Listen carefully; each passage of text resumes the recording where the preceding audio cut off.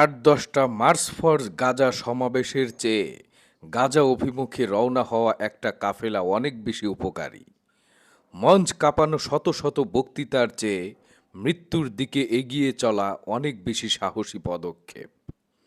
আজ এক কাফেলা যাত্রা শুরু করেছে সমুদ্র পাড়ি দিয়ে। তারা জানে সামনে রয়েছে শত্রুর অবরোধ, বুলেটের ঝড়, এমনকি মৃত্যুর অন্ধকার। তবুও তারা থামেনি, কারণ তাদের নৌকায় আছে শুধু খাদ্য আর ওষুধ নয়, আছে মানবতার দীপ্ত শপথ। ভাবুন তো, নিজের জীবনের হাসি বিসর্জন দিয়ে তারা ছুটে চলেছে গাজার শিশুদের মুখে হাসি ফিরিয়ে দিতে। গুলির শব্দ হয়তো তাদের রক্ত ঝরাবে, কিন্তু সেই রক্ত ইতিহাসকে লিখবে নতুনভাবে। মানুষ এখনো মানুষের পাশে দাঁড়ায়।